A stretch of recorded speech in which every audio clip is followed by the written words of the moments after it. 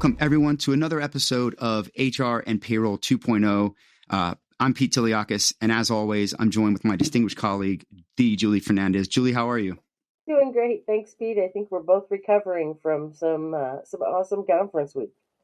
Yeah, we conferenced so hard, right? Like last week, or really now, I guess a couple weeks ago, really, right? The week of the 16th, we headed to Vegas. I did, and you did, for HR Tech and SuccessConnect, and certainly there was a lot of action in the industry going on.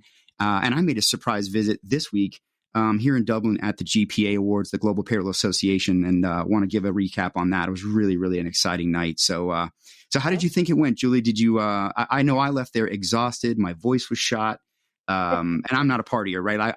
Just the general nature of Vegas, I think, is it's lights to lights, and HR Tech is so incredibly packed. The conversations just go on and on. You lose your voice, right? That's right. And actually, I would say if that week told us anything, it's that conference seasons are back. And, yes. I want to say it looks like by all counts, maybe 5,000 or so folks were there, which is pretty typical. Did you actually even better? I reached out to Jean and the team, and congrats to Gina Cheel and her team there. They do a great show every year, but 8,500 attendees this year. Wow. Believe it or not, 8,500. Incredible, right? That's amazing. And it felt that way. That way when you were there. It felt bigger and better and more. I would say there was more of an energy, I think, than there has been in past years.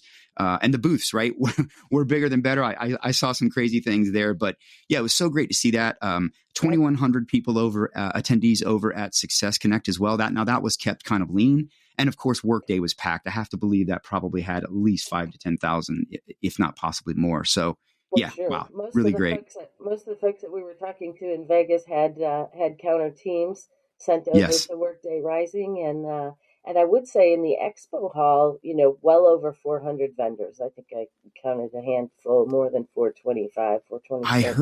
I heard that. That is impressive. I mean, yeah, and I spent a lot of time on the expo floor myself. I was working the booth at Alight, obviously, but also got to speak at SuccessConnect. That was a really exciting thing for me. Having attended that event a bunch, it was very humbling to be able to present there. So I was really happy to do that. But I spent a lot of time walking around and looking at a lot of products, meeting a lot of my old clients, and getting a lot of hugs and a lot of love. So thank you to everyone that came up and talked to me and hung out and shared knowledge about what's going on. That's what HR Tech's all about, right? It sure is. It's about meeting folks and sharing ideas and seeing what's new. And I would say, just before COVID, the buzz, and the energy was all around concepts like agile and design thinking and actually automation. Yeah. Where, AI and machine learning and, that was the energy that was driving folks a few short years ago. So I know you and I both had some observations around what's driving folks now. And, just looking around, everything is wallpapered in experience and talent, I would say. 100%. I think that resonated a lot. And we're going to talk about that a bit. So maybe we should jump in. Let's talk about some of what we saw there, right? So I would say the number one thing that I came away with was, and I think this is reassuring for the market, for the profession, is that HCM in general, human capital management, the market and the demand is there, right? It is no doubt there. And that was visible in a number of ways. And that's great to see, right? Organizations are fundamentally saying, look, we know we have to invest in our human capital. We have to invest in our people. We have to elevate them. We have to move forward. We have to evolve, right? I'm tired of saying the word change. I'm actually using the word evolve now a lot more. And I think that's what firms are looking at, right? And certainly, don't forget all those things that you just talked about are still there. They're still very important. Companies are still trying to achieve those. But I think at the end of the day, what I came away with was skills, talent, the employee experience, and all of that is incredibly, incredibly important. And the good news is, thankfully, organizations are in fact investing in this. And I've got a couple stats to talk about that. But what are your thoughts on that? Did you get that as well? Did you get that feeling? Yeah, I really did. And there's always, kind of this focus on the core or the basics, around HCM, and there's lots of things new, no matter which platform or technologies you're leaning toward or have already adopted. So I know we have plenty of things to talk about there, from SuccessFactors to Oracle to Workday to, all of the others that are in that space, and payroll. And it's so much less exciting sometimes, I think, than folks that are embracing the newness around recruiting, around candidates and experience and talent, and but even if you're one of those core guys, you're still weaving experience, talent, and skills into everything you're talking about today. So it does make for kind of a bit of a blur of what was formerly some pretty straightforward categories or functional areas. Yeah, absolutely. And the good news is I saw a couple of things that really validated that, that health of the market, right? And that focus, right? We've seen plenty of research, particularly from, for example, Sapient Insights, and shout out to Stacey Harris. She does a phenomenal report. This 25th year. Wow. The 25th year of her HR technology report. And she cited 54% of companies with more than 500 employees are going to increase their HR tech spend by an average of 21%. That's incredible.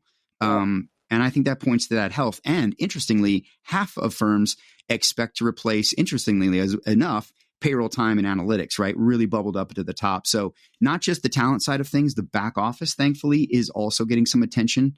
There's still a lot of work to be done for a lot of companies that I've talked to just around core HR. It's still surprising to me the number of firms that are not on a modern cloud-based system at this point for just core HR.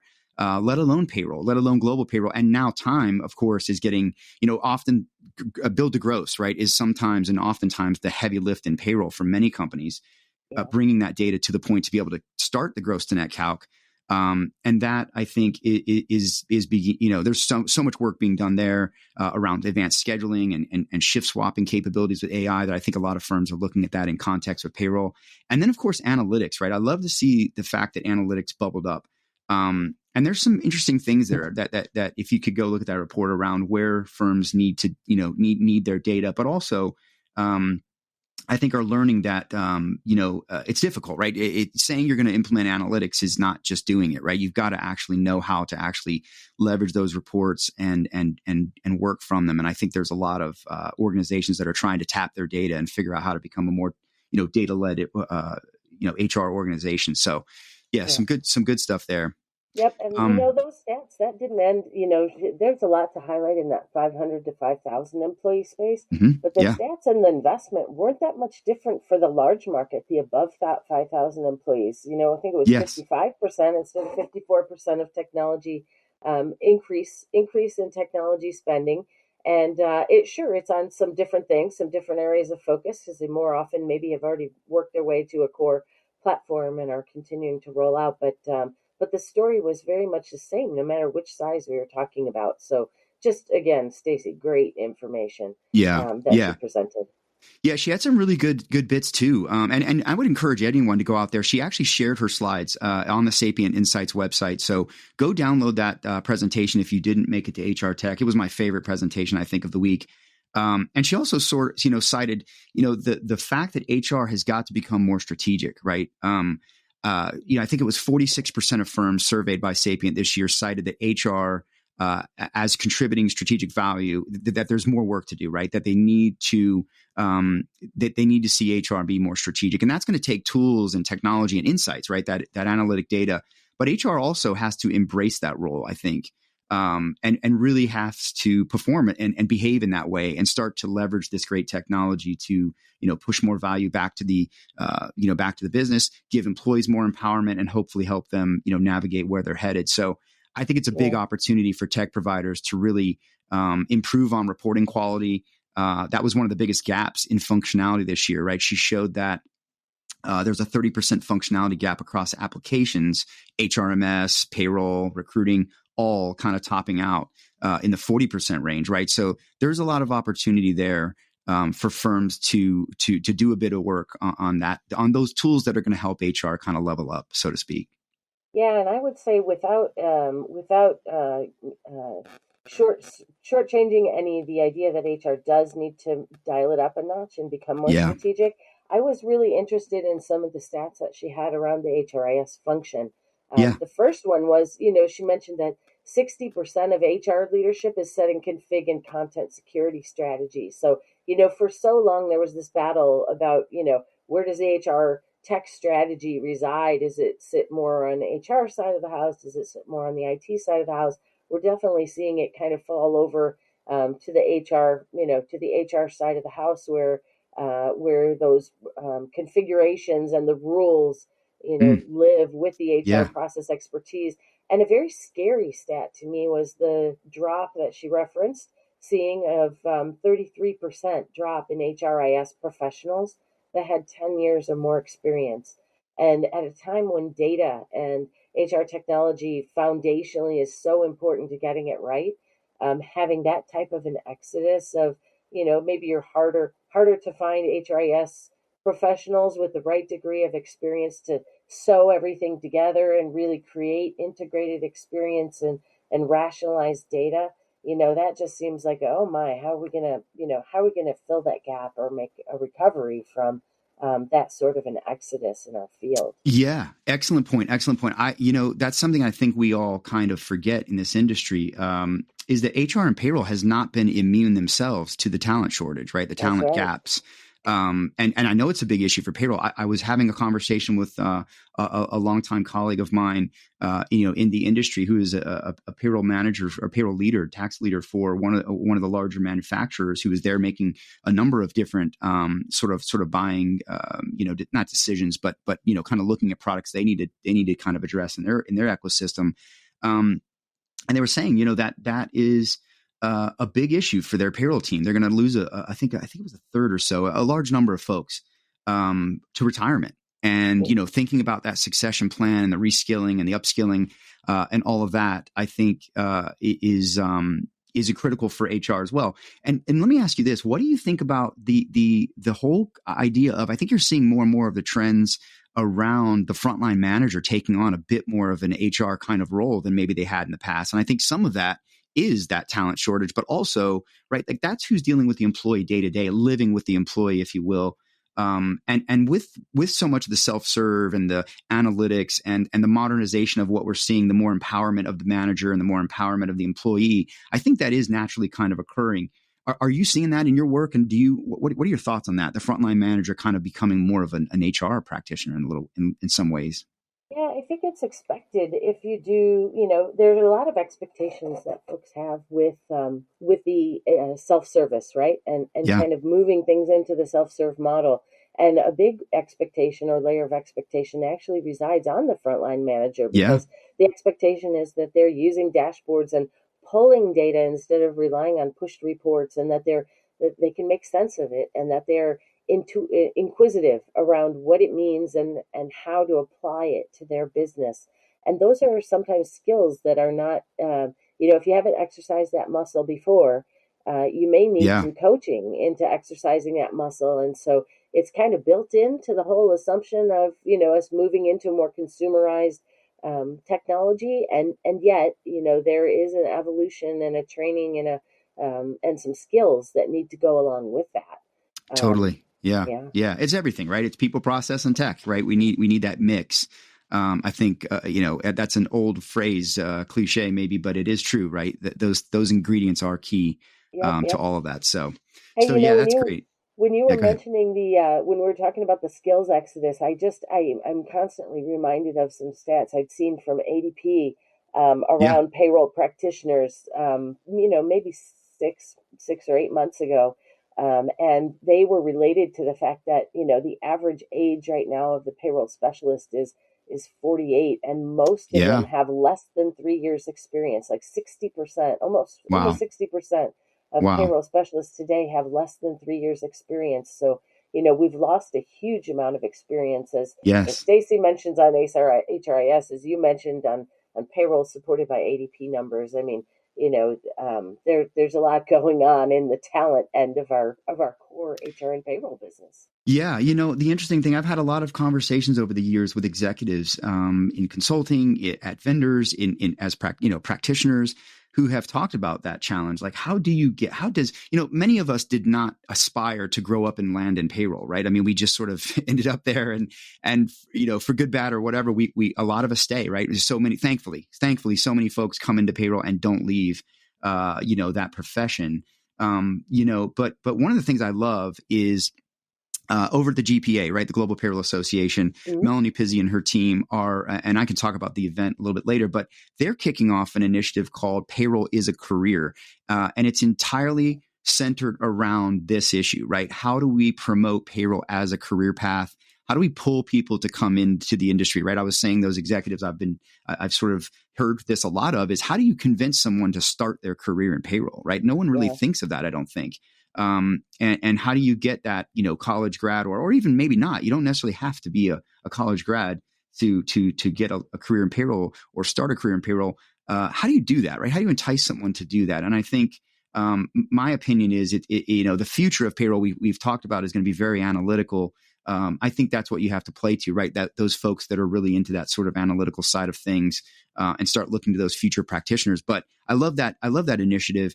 It really is focused on championing the industry, championing more and more people looking at it as a career potential. So I'm really excited for that. Seen some noise stateside around that as well. So I think you're onto it there. I know the APA has been pushing out some things from a career related perspective. And I just have to, I always wonder when I'm working with a client that's on a legacy platform and they continue to look for, that JDE payroll, resource or the, some of the legacy technologies. And you just think, these are harder and harder to find. And I know it's a legacy skill set, and most folks universally are phasing some of those technologies out, and you have to let the payroll experience also, evolve in their own technologies and skills to work with new platforms and new tools. And so it's a dance, right? It's a dance in the talent market. Yeah, absolutely. So let's dig in a little bit to some of the products that we saw during the week, and I'll tell you, it was interesting too. Just to sort of finalize what we were just talking about around the health of the environment. I ran into more investors this time than I think I have in the past, and I heard a couple of other people actually say that. I thought it was just me. I know one of our investors, Alight's investors, came by, and said hi, introduced themselves, came to our partner event. But I ran into, multiple private equity VCs, people really there kind of looking and sniffing around the industry and looking a lot of these products, right? These new modern products. And so, I want to just kind of unpack some of the things that I thought bubbled up during the week and see what you think about them as well. And I would say the number one seemed to be employee experience. Would you agree with that? Did you find that you were running into a lot of that? I felt like there was a lot of employee experience products there this year. So definitely, but I also feel like experience is something that you have to say is a part of your product. And so experience as a category, you want to know what? It's the one thing that in the list of vendors was not a category that was called out to be selected, was experience. And it's the one thing that everybody was shouting the loudest about and, had the most, fanfare about in their piece. So key to have it. The question is, what is it and what's the best way to get to it, right?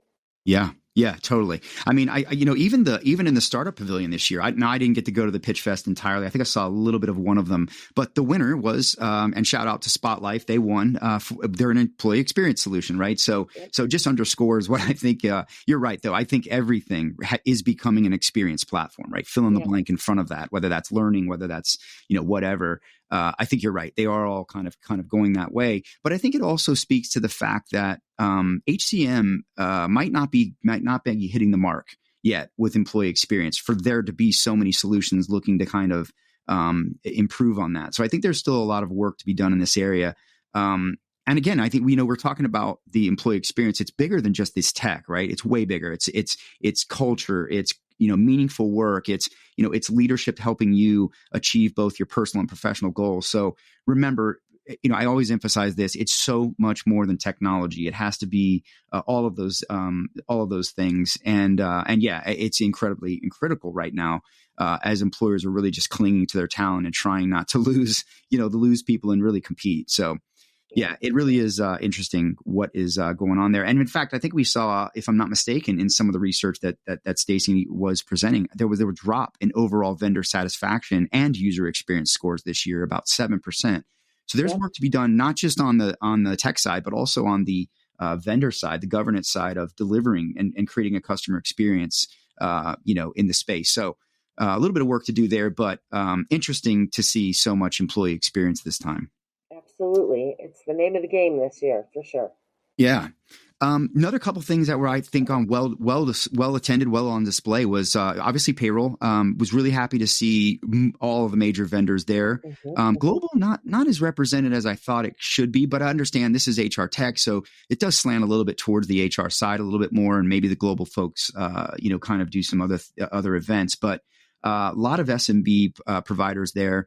I think for the SMB, the small market buyer, payroll, it has become, it used to be the starting point. And I'm sure it still is for many small businesses, but HCM, many of the firms are now really HCM providers, right? You look across the market, iSolved, right? Or Paycor, Yep. Paychecks, right? They really are HCM technology firms that are also able to offer robust services and creating kind of this one-stop shop for that buyer market.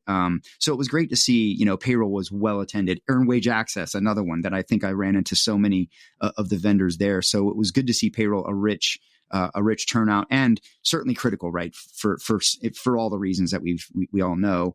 But there's a lot of work to be done. There's still some firms there that are not quite where they need to be with payroll. And I would say upmarket, that's probably very evident, right? A lot of transformation still going on and Yep. needed. I think that's the Yeah. case. Up market, Yeah. a lot of folks are stranded or maybe stuck between a couple of solutions and trying to work their way wholly into one or the other. Yeah. I think you mentioned before, again in Stacy's Sapient Insight study, the just the stats that said Hmm. 50% of time and payroll applications are in danger of flipping in I the next know. 12 to I 24 know. months, and not only does that does and I think the highest the most activity is projected to happen in the 500 to 5,000 employee Yes. range Mid market. for that mid market, and that Yep. is where you're more likely to get folks that are tampering with, do I look at a Workday SuccessFactors, one of the bigs, or do I go with a provider that is an HCM payroll provider at its core, because that is, that's more of the integrated need that I have. And so it does that at that size, you're really looking almost at a different set of players sometimes, becomes more important. Yeah. Absolutely. Absolutely. Yeah. And then the other thing, of course, is really recruiting and talent, right? I mean, I can't say enough how important that is. We all know skills are really where the war is, right? Everyone's fighting for skills. It's not even so much talent as it's skills. And so much product around recruiting, particularly, and certainly around learning and development. And all the skills capabilities that are coming along that are AI enabled, ML enabled, and very rich with capabilities that are helping firms figure out how to find and attract and retain their top talent. So those things were well on display, and I'd love to kind of dig into. I want to dig in today too at the Workday events, the big announcements that really did sit around skills, and same with SuccessConnect, right? They had some big skill focused announcements as well. But what about you? Did you get to dabble in some of that stuff? Did you notice the talent slant as well? Certainly did. I did attend most of the pitch fests, and as you mentioned, they were all kind of in the same area of experience and talent, and heavily in the recruiting candidate space. But the thing that caught my attention maybe the most is, Josh Bersin is always one of the keynote speakers. Yep. He's long been, kind of poking into the skills tech area, talent intelligence area, and he went, so far this time as to say, think we've maybe oversold how useful this will be. And I don't think Yeah, he meant, that it's not going to be useful. I think it's just that skills is such a complicated area it of is. overlap in the market today. And really making something tangible of that as you look across all of your technologies and your data and the way that you use that data is not for the faint of heart, and is going to take probably a long time to get right. Yeah. Um, Yeah. No, absolutely. and Absolutely. I But made but another yeah. note, by the way, Yeah. just a quick note. Somewhere in that same keynote, he said, "Well, soft skills are now called power skills," and I thought, okay, note to self. Yeah. Yeah. No, update I love it. update my vernacular. I know. I know. It is. Yeah, it's interesting. And I think there's still, it's early, right? I think the skills technology, there's still a long way to go. But yeah, some of the announcements, right? Like Workday, right? The two key Yeah, announcements I think that they made that I kind of pulled out, right? Number one, they built are really building on to their Skills Cloud offering, the Workday Skills Cloud, which was a very early skills solution, if you will, in terms of that's their right. peers. Yeah. And so they've introduced the new capability now for organizations to bring their skills data in and out of Workday from third-party systems. So that's things like learning and other areas where they can pull in external data and really bring those all in to help them better manage their skill data flow, get more visibility into how those are being used across their business.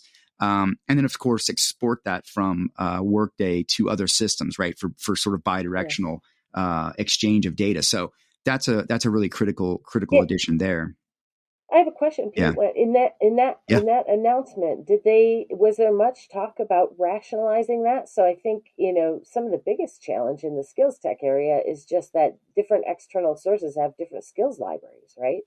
And Yeah. Yeah. so reconciling those or mapping them or doing anything to kind of rationalize, skills based on, what sort of skills and who's looking at skills and who's defining skills. That seems to be like the crux of the challenge in the skills area. That's a great point, right? There a standard, right? I think all the HCMs are really trying to build those taxonomies and build out Yeah. those libraries to define that. But you're right, right? Does every solution sort of do that? And does that? Yeah, that's a great point. I wasn't present for the for those for that Right. obviously, so I didn't get to ask some of those questions. But that's an excellent point. I mean, you're right. Who kind of sets the baseline for what the skills are and that sort of thing? And I think that's what the Skills Cloud and Yeah. the HCMs are trying to do, right? It's kind of set that baseline. So yeah, Maybe totally somebody who's agree. listening more and can chime in and give us a Yeah. Yeah, that'd be great. Yeah. I think the other thing they did really well too, right, is or excuse me, what another thing they announced too was an industry accelerator. This is something that I have seen. I think down market it was happening a little bit, mid market too, but I think it's increasing. Right, is firms becoming providers creating more vertical expertise around their solutions or vertically slanted solutions that can help their organizations solve their unique challenge. So interesting to see that, right? And the whole goal here with the industry accelerator is to bring forward capability to get firms specifically in those industries to the cloud faster for HR and finance, of course, and really fundamentally get them realizing their ROI much faster. So I think this is a good thing, and Yeah. I think you're going to see more firms adopting vertical capabilities. I mean, look, they probably already have it. A lot of them, it's not about just sort of like going out and creating a healthcare capability or a banking capability or whatever, finance. It's really more, they already have the capability, right? It's often kind of bundling those things and making, adding some additional capabilities, functionality to meet those use cases. But oftentimes they have what they need. They just need to sort of package it in a way and surround it with people who know that industry and can speak it with the buyer and help them navigate their unique challenges. So I thought that Yeah. was a good move, and I think you're going to see more of that across many types of solutions, Awesome. particularly up market, maybe. Yeah, I'm Um, not surprised because Workday's been in that, they've been good at that from the very beginning with education, right? And taking a knock off yeah, education early on. What I think is interesting about the whole accelerator idea is, and with Workday, you would probably see it in some pre-builts and some other areas, but it's also one of kind of one of the chief differentiators in the systems integration market. So, a lot of the systems integrators will develop some tools or accelerators or special, secret sauce, right? yeah, In industries of their strength, and so to see some of that, come back up the food chain and come out from in the Workday piece is just always fun to watch. See what yeah, how they're absolutely. how they're cooking that up. Yeah. And then, of course, Workday announced more extensibility, right? Big surprise. Yeah, yeah, Everyone's yeah. getting more extensible. So Workday Extend, right? They've added a new, more of an app, another app builder, or excuse me, a new app builder, and a more sort of easier to use low code, no code kind of capability, really a drag and drop sort of app builder. interface that really gives users, the ability to prepare those kind of one-off things that they need to support their business or integrate, where you don't have to have IT kind of drug in and create this big project, right? The low code, no code stuff makes it very easy for organizations to, and I'm going to air quote, customize, if you will, and connect those pieces that can solve problems for them. So really opening up a bit more, right? And making their APIs, much more streamlined from that experience. But also, they've also committed to getting closer to their partners from an innovation perspective, more joint go-to-market solutions, and really investing in partner education to help accelerate, their ability to get on board and get into the ecosystem and help them build apps. So, a lot going on at Workday for sure. Yep. Now, SuccessFactors had a really packed, I won't even be able to hit it all probably today, but just to summarize, I think they really, obviously they've launched this SuccessFactors Opportunity Marketplace, which really surfaces career paths or jobs using their skills, SAP skills ontology, right? So we talked about, who's kind of defining what the skills are, so to speak. And I think that's where you're seeing the HCMs take the lead on that. And that really recommends things like roles or projects or gigs or maybe types of mentors or learning that you should do. So really helping employees kind of navigate towards, things that they might not be thinking about when it comes to their career paths. I mean, I know I personally have filled out, things to, we use Workday, right, in our organization and kind of mapping out my own skills that I have. It's kind of hard sometimes when you sit there and go, well, what are my skills? You know what I mean? Like, I think I know what they are, but how do I put them on paper? And so I think unpacking that for employees, right? The tech is really becoming able to help guide them. And I think you're seeing, right, in that skills ontology, it's ML enabled, which is giving them, giving employees that guidance to help them, navigate that and get that information on into the system so it can begin to kind of work with them and help them towards their goals, right? So that was one piece. Another key piece was the growth portfolio, which is a dynamic sort of library of employee attributes, skills, strengths, work styles, that sort of thing, to really power this whole self model and bring that to life, right? Helping employees kind of bring themselves to work in the whole way, if you will, bringing all of their skills, being their whole self. And there's a whole. I would encourage you to go and look into that. It's a very long, we could probably do a podcast maybe on that piece of it, but I think that's a big piece of that all kind of working together with the marketplace, the opportunity marketplace and the skills ontology. And then of course sorry, go ahead. That's the piece that is getting kind of the nickname, the whole self model, right? Yes. Yeah. It's interesting. I haven't dug into that myself personally a lot yet, but you can read a bit about that on SuccessConnect's website. They got some, graphs diagrams on kind of explaining a little bit, but really helping employees kind of in totality, if you will. And then of course, dynamic teams, right? They've brought in some new capability to really help companies, go beyond that sort of traditional hierarchical sort of support. And really enable them to create, track, measure, and kind of optimize their teams, right? Looking again at skills and helping to elevate the team sort of function. And that is actually integrated too with their goals, right? Their performance management and goals capability module, and really OKRs and all that sort of thing. So employees in teams are able to be matched based on what they know and what their skill sets are, leveraging that ML.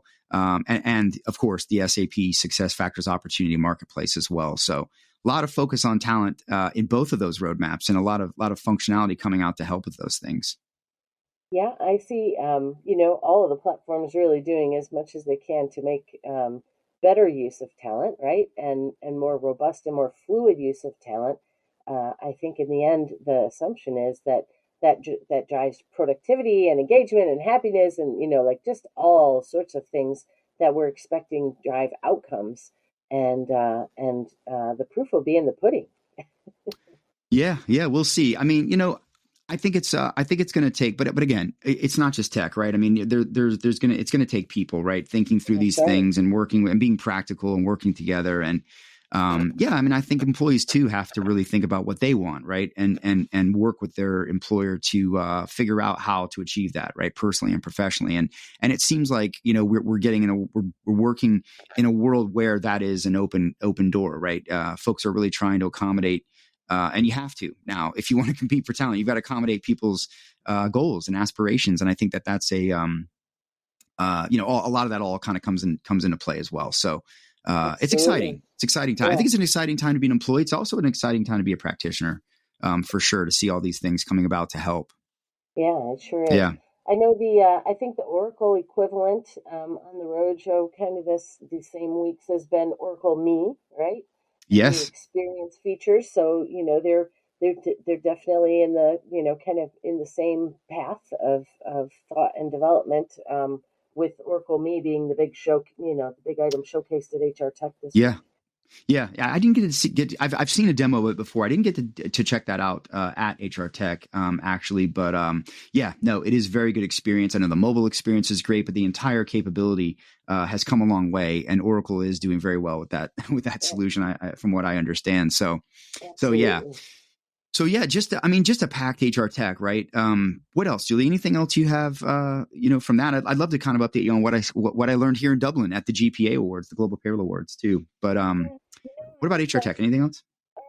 So the last keynote was a CHRO panel, which I thought was interesting. Yes. The conversation that they really tossed around was, how important is it for CHROs to have an HR Tech proficiency and HR data proficiency, and the CHROs that participated on the panel, of course, they were not shy about saying that, HR data is foundational, and just being able to get data insights as a leader and understand technology, is something that CHROs, in today's day and age really can't necessarily be without some grounding in that area. And I think that's that maybe seems very obvious, but once upon a time, maybe the CHROs were not the folks with the dirtiest hands when it came to the actual technology portfolio, what it looks like, how data is rationalized or not rationalized, and I hear at least that becoming more and more widely acknowledged that it's important at all levels of the organization. Yeah, absolutely. They have so much on their plate. And I have to imagine the CHRO role is evolving too, right? It's shaping, right? You're seeing now, like, they're bringing, sometimes you're seeing organization have a CHRO and a chief of culture, yes. and other things are being kind of cracked apart, right? And so, the role for them is changing, I think, as well. And so, 100%. I understand where you're coming from with that. Absolutely. And they need, right? I'm sure they need, those insights, certainly. But, how do you navigate this today, right? Like, there's so many options. There's so much, there's just so much, and so many things you have to keep your eye on, right? I mean, HR has so much on their plate now. I sympathize with CHROs, right? It's like, where do you start, so to speak? Where do you focus? And the answer is, you got to focus on all of it. It's incredible. So I would imagine that role is changing as well. I didn't make that session. I wish I had. So any other insights from that? No. I'm actually anxious to flip to the other side of the pond here as you went to Ireland shortly thereafter, and tell us a little bit about the GPA highlights.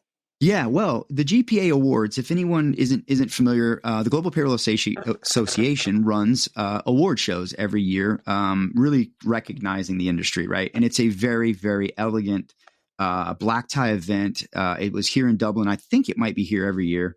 But this is the first time I've ever attended. And I have to tell you, I actually took some PTO to come to this. And it was one of the most memorable nights. To see payroll on a pedestal like that and treated so elegantly and so, recognized and important. We really need to capture that and turn that into something that we do every day. And I'm not saying we can have a ball every night, but really make payroll elegant, right? Make payroll the priority, right? Make it the crown jewel, so to speak, of the back office, if you will, right? It's so right. We talk about all this stuff at HR Tech, skills, whatever, learning, recruiting. You can name whatever you want. You can have all the best of it, employee experience, whatever. But if you screw up the paycheck, it really doesn't matter. what you do, it's hard to recover from that. And that trust gets broken. It's over. So I just love the fact that payroll was, for at least one night was on a pedestal, right? And it was it was the spotlight was on payroll, and it was really great, and such a great event. Congratulations to Melanie Pizzi and her team. They do such a good job, and it was very, very, very, very nice. And thank you so much to Team Africa HR Solutions for having me at their at their table. They were the overall event sponsor. They hosted me. It was a great night. And really, I'd love to kind of run over a couple of the awards. Just congratulate some of the winners. You'll recognize some of these names for sure. I know you've worked with. So Ramco, right? Payroll Software Supplier of the Year for 2022. Congratulations to those guys. I know I've done a lot of work with them. Have you worked with Ramco a little bit, Julie? Absolutely. Definitely. Yeah. Included them in a number of competitive bids in the global space, and I think very happy with them. Yeah, it's a great product. And so Payroll Software Supplier of the Year for them. Congratulations to Ramco. Global Employer Organization of the Year was Globalization Partners. So shout out to those guys. I've done a lot of work with them as well. Well deserved. Really, really great stuff. And another firm that I've worked with quite a bit, and I just adore. They're so great. Is Acumen International. They won Payroll Innovation Award this year, which I thought was cool. And they've had, just a crazy year with, they're a Ukraine-based organization, and they've had just a tremendous year caring for their employees, right? They're a global employer of record, in that region, and just a specialist there. So they've gone through a lot, and to win that award, I think is really, really a testament to their work, not only on their product, but, just the crazy year I imagine they've had. I'm sure. And then, of course, eBury, right? Our partner, and I know a partner for Ramco and others, won International Payments Provider of the Year. I believe that's their second year. So just some of the key awards there. So any of those surprise you, Julie? No, I don't think they do surprise me, but I don't doubt that there were a number of amazing candidates in every single one of those categories and more. Yeah, absolutely. I was looking at when they would list they were showing I thought it was really fun the way they did the event. They had a gentleman who was sort of the MC for the awards, and he kind of roasted the payroll industry. It was really kind of funny, how he sort of presented and did all that. And it was really, really cool. But yeah, it was, as I was looking at some of the, they would kind of show, here are all the kind of nominees. And it was hard. I was sitting there thinking, these judges, man, they must have had a hard time picking these firms, because all of them are very capable, very deserving. And so congratulations to all the winners. I know, what you do in payroll is so important. It's not unnoticed, and this innovation is so needed in this space, that it's just refreshing to see it all coming to life. And congratulations to the other winners. There were winners for everything from Practitioner of the Year. I think there was a Team of the Year. There was a learning sort of Student of the Year, Payroll Student of the Year, which I thought was really cool. I don't know if they do that every time, but I thought that was great, and fits again really well with their campaign around payroll is a career, which I said earlier, is really all about elevating payroll as a career option and generating more buzz and getting more people to consider it as a career path. So if you can check that out and support that, I would highly encourage it.